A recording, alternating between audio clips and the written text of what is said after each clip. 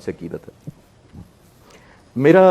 میں فلاسفر نہیں ہوں, میں فلسفی نہیں ہوں, میں ریسرچر بھی نہیں ہوں, میں ایڈمائرر ہوں. میری صرف اگر کوئی کوالیفیکیشن یا بیٹھنے کی ہو سکتی ہے تو وہ ایک ہو سکتی ہے.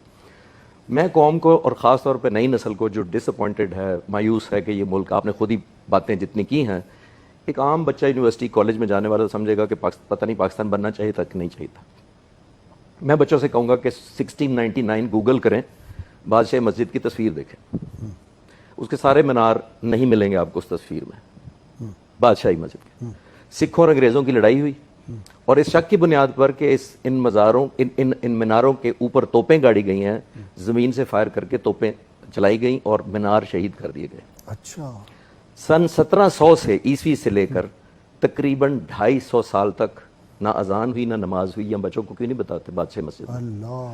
سکھوں نے اس کو گھوڑوں کا استبل بنا دیا, ملٹری کنٹونمنٹ بنا دیا جو دیوان خانے تھے. اس لیے ہمیں ملک چاہیے تھا, اس لیے ہمیں زیادہ مقروض ہیں ہم جناح صاحب کے. اور یہ بہت سارے بچوں کو شاید یہ معلوم ہی نہ ہو کہ 1930 میں انگریزوں نے کچھ فنڈ مقرر کیا مسلمانوں کے کہنے پر. کچھ نوٹیبلز نے کہا کہ اس کو ریکور کر لیں, تو انہوں نے ہر سال فنڈ ریکور کرنا شروع کیا. اور مسجد جو اس حالت میں آپ دیکھ رہے ہیں 1960 میں آئی تھی پاکستان بننے کے 13 سال بعد, کہ انگریزوں کو کہا گیا کہ مسلمانوں کے جذبات جو مجروح ہیں, اس مسجد کو جو شہید کیا گیا اس کو ریکور کریں. تو مینار سب سے پہلے کیے, لیکن میں کہہ رہا ہوں رینوویشن, بیوٹیفیکیشن کے سینس میں اس سینس پہ عرض کر رہا ہوں, سٹرکچر نہیں کہہ رہا. ایک بات میں زیادہ جناح صاحب کی شان میں صرف مثالوں سے واضح کرنا چاہوں گا, اور کوئی کمپیرزن میں آج کل کے لیڈر کا اس لیے نہیں کر رہا. میں ایک چینل پہ بہت عرصہ پہلے گیا, بہت بڑا چینل تھا, بہت بڑی اینکر تھی, اس نے کہا میرے ساتھ 1-on-1 پروگرام کریں 1 گھنٹے کا, اور 45 منٹ جناح صاحب کی کریں گے آپ بات, اور 15 منٹ آج کے لیڈر سے کمپیئر کریں گے. میں نے کہا جی میری معذرت, میں آپ کے پروگرام میں یا شامل نہیں ہوں گا یا کسی اور کو بلا لیں کمپیرزن کرنے کے لیے, کیونکہ کمپیرزن ہے نہیں.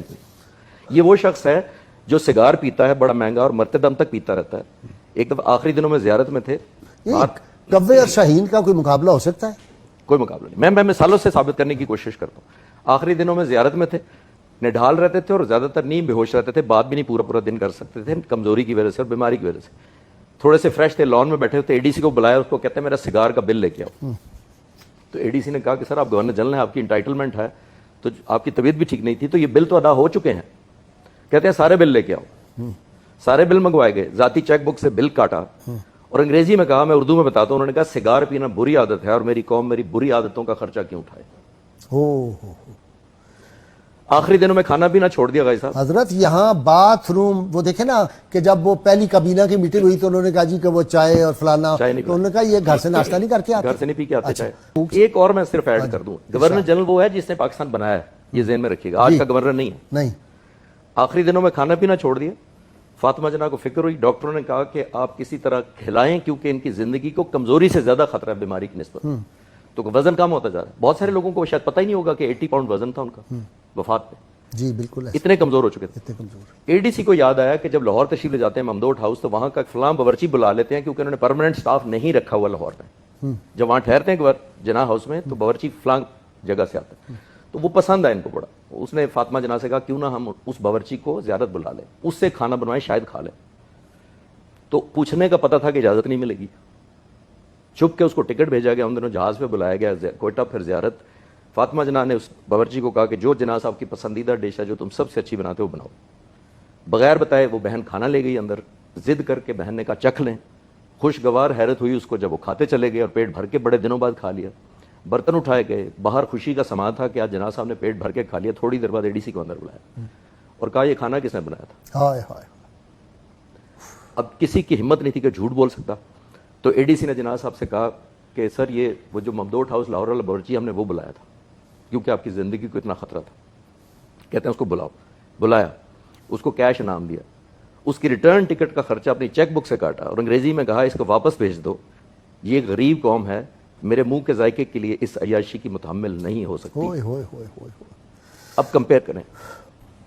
ود ڈیو ریسپیکٹ میں تھوڑا سا ڈس ایگری یہ کروں گا کہ اگر آپ جیسے مفکر لوگ بھی مایوسی کی باتیں کریں گے, تو جو 20 سال کا یونیورسٹی کا بچہ یا بچی ہے ان کا کیا بنے گا. میں کہتا ہوں لا تقنطوا من رحمت اللہ, مجھے پھر آ کے حوصلہ دے دیتے. پہلے ان کو ہم نے وہ پاکستان نہیں دیا جو ان کو ملنا چاہیے تھا. بس جو قائد اعظم نے سوچا تھا وہ ہم ٹرانسفر نہیں کرتے. میرے یا مجھ سے پہلے والے جتنے لوگ ہیں وہ اس چیز کے, چاہے وہ گناہگار ہیں چاہے وہ قصوروار ہیں, ہمیں وہ جناح دکھاتے رہنا چاہیے.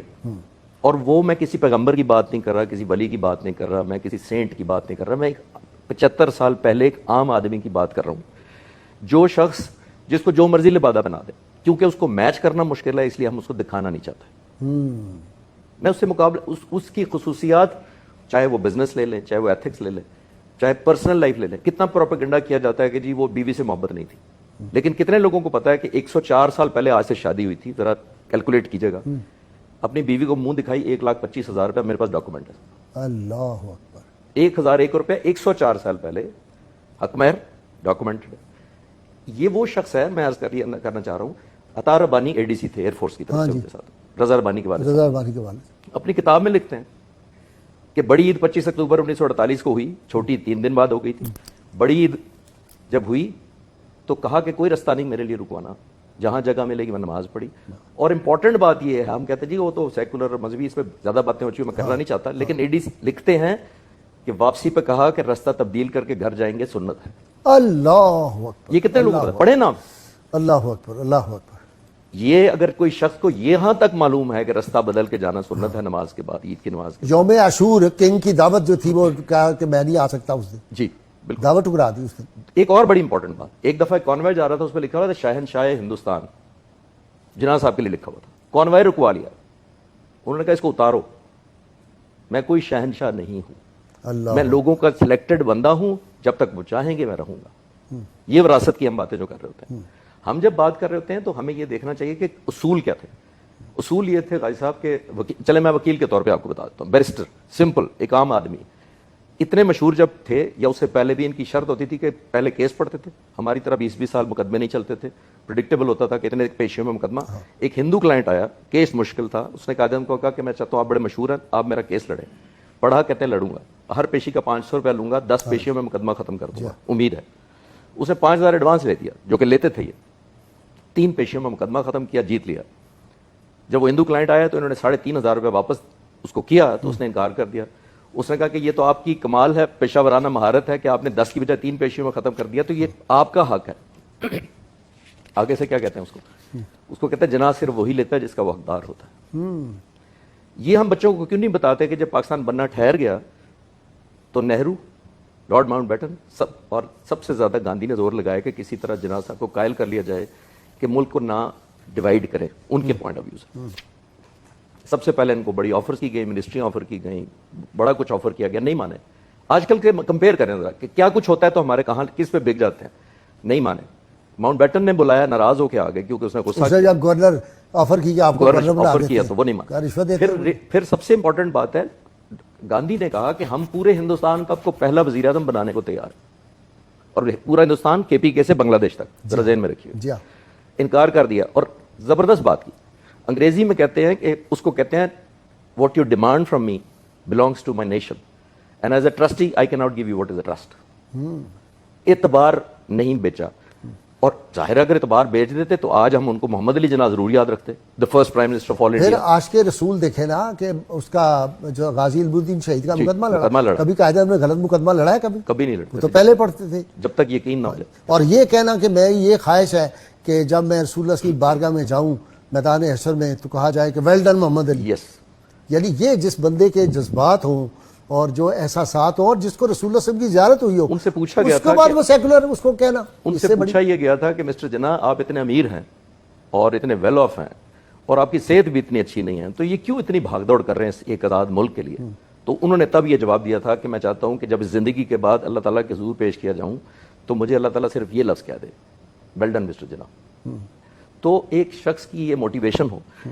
मैं सिर्फ बच्चों को बताना चाहता हूं कि मायूसी इसलिए ना करें कि ये वो गवर्नर जनरल था जो रात को लाइटें ऑफ खुद करता था। अबुल हसन इस्फहानी पहले एम्बेसडर थे अमेरिका में हमारे, वो कहते हैं पाकिस्तान आज़ाद होने के 14 दिन बाद वो मिलने गए कायदे आज़म से, मीटिंग खत्म हुई, कमरे से निकले, लाइट ऑफ कर दी, गली से गुजरे, लाइट्स ऑफ करते जा रहे। तो इस्फहानी साहब ने जिन्ना साहब से कहा कि ये जिन्ना साहब ये तो गवर्नर जनरल का घर है, ये तो लाइटें जलती रहनी चाहिए। तो कायदे आज़म ने जवाब दिया इसीलिए तो बंद कर रहा हूँ कि ये लोगों के पैसों से जल रही हैं। ओए होए, और मैं यहाँ सीढ़ियों पे खड़ा हूं, जब तुम सीढ़ियों से उतर जाओगे तो सीढ़ियों की लाइट भी बंद कर